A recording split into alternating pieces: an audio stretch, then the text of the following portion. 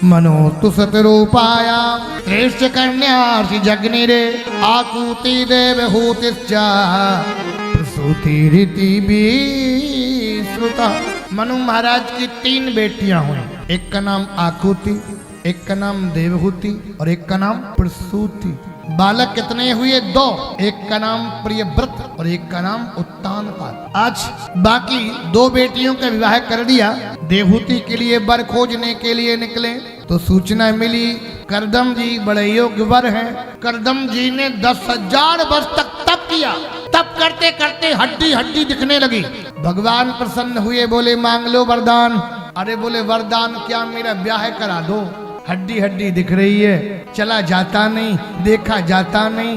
विवाह करने की इच्छा, मुक्ति क्यों नहीं मांगी, भक्ति क्यों नहीं मांगी? करदम जी ने कहा मेरे मन में कई जन्म से जो इच्छा है, वासना का अंत करना चाहता हूँ। विवाह भोग के लिए नहीं, विवाह जोग के लिए किया जाता है। और गृहस्थ जीवन में पति पत्नी के अगर विचार मिलते हैं तो गृहस्थ जीवन धरती का बैकुंठ है साहब, बैकुंठ स्वर्ग है। कब? जब पत्नी से विचार मिलते तब। अब ये नहीं कि पत्नी से विचार मिलते नहीं, पत्नी के पति से नहीं मिलते, उनके उनसे नहीं मिलते, उनके उनसे नहीं मिलते। कई लोगों के घर में तो पति पत्नी से बात ही नहीं होती। एक व्यक्ति हमको अपने घर ले गया, गुरुजी घर चलो घर चलो।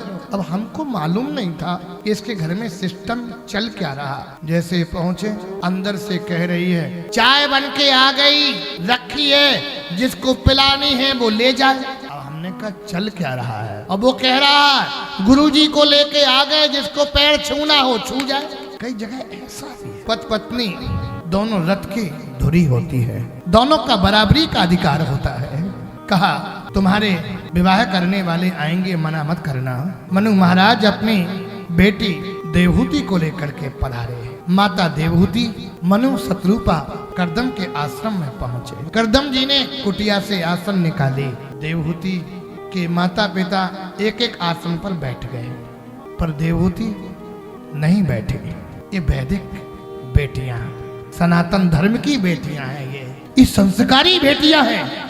देवहूति ने सोचा ये होने वाले पति देव हैं, इनकी बिछाई हुई आसन पे अगर मैं बैठूंगी तो इनका अपमान होगा। आजकल की होती तो खुद कहती ए फलाने कुर्सी लाओ थोड़ा सा।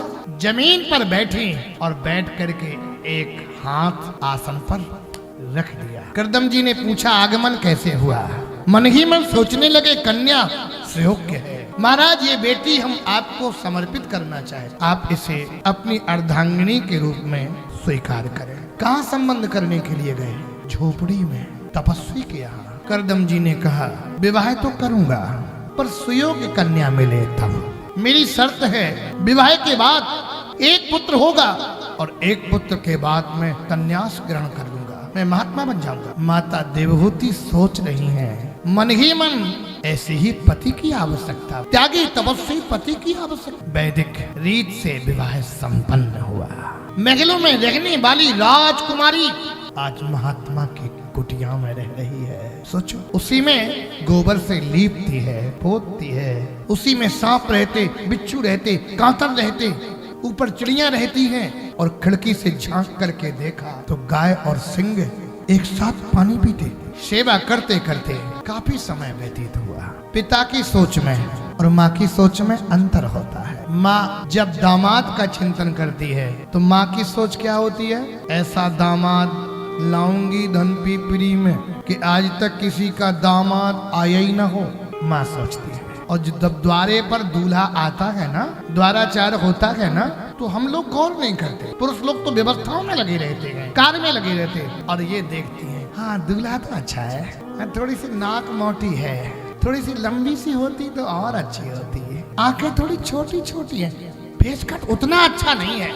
एक एक अंग बड़ी बारीकी से देखती है। और अगर दामाद पसंद करने के लिए आपने इनको छुट्टी दे दी, धरती के कोने कोने में घुमाएंगी, पसंद ही नहीं कर पाएंगी। अभी एक जगह हमसे कहा गुरुजी मेरे बेटी के लिए कोई वर बताइए, तो मैंने 2-4 फोटो सेंड किए। हमसे भी लोग कहते बेटा का ब्याह कराओ, कोई कहता बेटी का कराओ, तो हमने इधर की उधर, उधर की इधर फोटो कर दी। मैंने कहा मन भर लो एक दूसरे साहब, नहीं बीच में तनातनी में हम चक्कर में नहीं पड़ेंगे। तो कहा महाराज जी और तो ठीक, नाक थोड़ा टेढ़ी है हमने के अपना शीशा में मुंह देखा, खुद में छछूनर जैसा मुंह लाए घूम रही हैं। अरे संस्कार अच्छे हो, शकल एक सी रहती है क्या? सुंदरता एक सी रहती है हमेशा क्या? सुंदरता एक दिन असुंदरता में परिणत हो जाती है, हैं? उसके संस्कार सुंदर होना चाहिए, उसका स्वभाव सुंदर होना चाहिए। बर सुंदर तो ढूंढ लिया और स्वभाव अच्छा नहीं है साहब, नाकई पे गुस्सा रखी रहे, चाय ले आओ, भोजन कराओ। कई लोग इतने गुस्सैल होते मान सिंह, हे भगवान। एक बिटिया का नया नया विवाह हुआ तो अब ससुराल से आई, बोले मम्मी तुमने दामाद का ढूंढो, दामाद है कि हाथी चाल? बोले क्या? जब देखो तो आंखें निकालता रहता। मताई चतुर थी, समय बीत गया था, उसको विवाह हुए उसे आदत पड़ गई थी। बोले ऐसे पहले तुम्हारे पिताजी भी करते थे। फिर मम्मी बोले यही कहता रहता, चाय पिलाओ नहीं तो, भोजन कराओ नहीं तो, बिस्तर लगाओ नहीं तो। माता ही बोली अब की जाना, और जब वो कहें चाय पिलाओ नहीं तो, और तुम अंदर से निकल के आना और कहना नहीं तो क्या कर लोगे? सो उनको तो आदत पड़ी थी, और जैसे ही पहुंचे उन्होंने कहा चाय पिलाओ नहीं तो, भोजन कराओ नहीं तो। अंदर से चली आई मायके से भरी भराई, बोले नहीं तो क्या कर लोगे? अरे कुछ नहीं, भूखे ही सो जाएंगे, कुछ नहीं कर लेंगे। तो कभी कभी फटकार भी मारना चाहिए, डसना नहीं है। हाँ नहीं डसा ही लो, फटकार मारो, फस। एक ही फटकार में तो गर्द वर्द हो जाए ये सब। हाँ अब ये कहा तो महाराज क्या मंत्र सिखा रहे हो? अब अगले साल तुमको नहीं बुलाएंगे, यही सिखा रहे हो कि फटकार मारो। महलों में देखने वाली राजकुमारी महात्मा के साथ विवाह हो गया, कुटिया में रहती है। सबसे बड़ा दान कन्यादान का कहा गया है। मायके में बेटी का बड़ा सम्मान होता है। बेटी अपने भाई को छोड़ के जाती है, पिता को छोड़ के जाती है, माँ को छोड़ के जाती है। संसार का नियम है, बेटी की शोभा ससुराल में ही है। बेटी जब पिता के घर जाती है तो ठाठ से रहती है। अगर कोई कुछ कह भी दे तो बेटी मायके में कहती मेरे बाप का घर है, मेरे पिता का घर है, मेरा अधिकार है।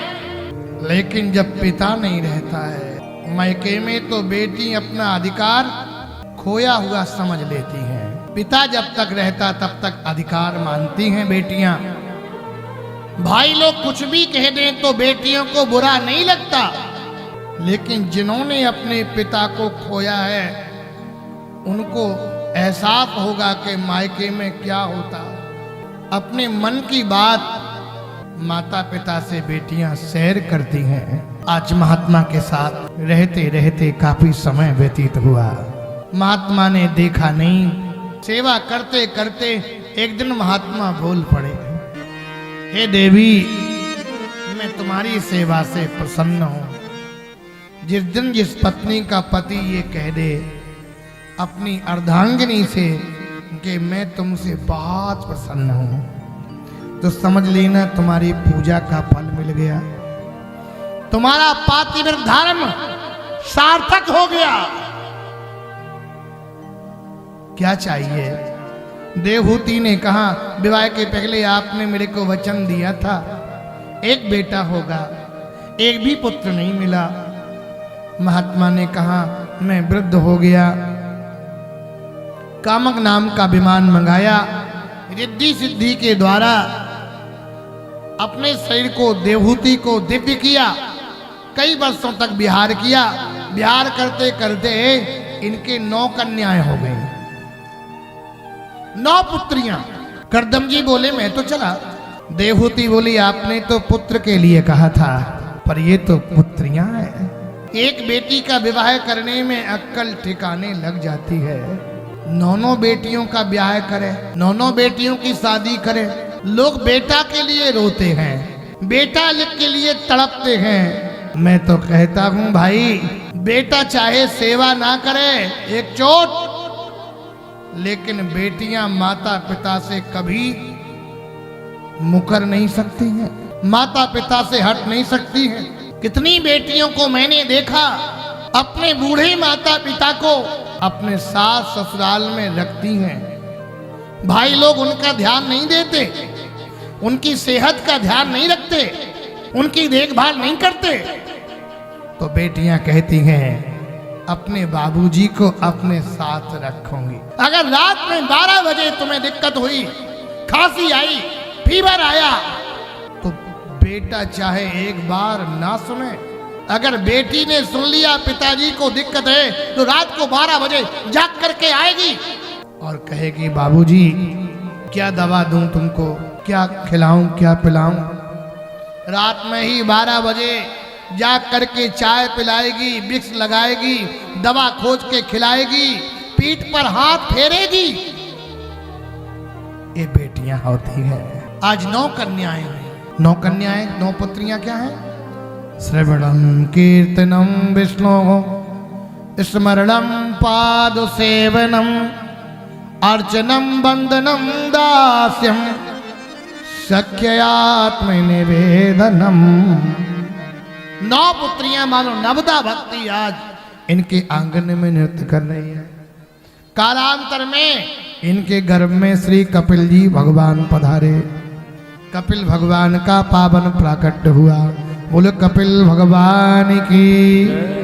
माता देवहूति ने स्नान कराया, चंदन लगाया, आरती उतारी, प्रणाम किया और कहा तम तुम गताहं शरणम शरण्यम स्वभृत संसार तरो कुठारम।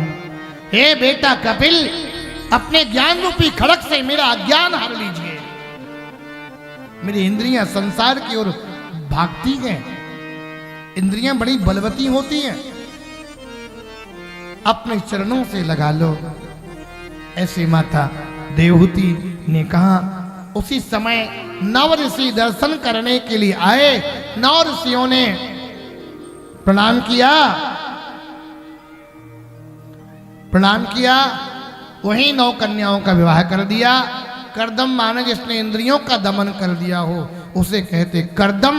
देवहूति माने जिसने अपना संपूर्ण जीवन पति के चरणों में आहूत कर दिया हो, उसे कहते देवहूति।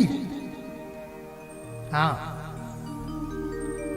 अपने पति से कभी ऐसा नहीं कहना चाहिए कि मेरी किस्मत फूट गई, जो तुम मेरे कर्म में लिखे थे हम तुम्हारे लायक थी नहीं। जो ऐसा कहती हैं वो अपना किया हुआ पुण्य नष्ट करती हैं। अब कुछ हो तो सकता नहीं, तो अपनी वाणी खराब क्यों करो, अपना किया हुआ पुण्य धर्म नष्ट क्यों करो। इसलिए ये भी पातिव्रत धर्म के अंतर्गत आता है। कपिल भगवान ने शांत शास्त्र का बखान किया और सीधे गंगा सागर में आज भी विराजित हैं।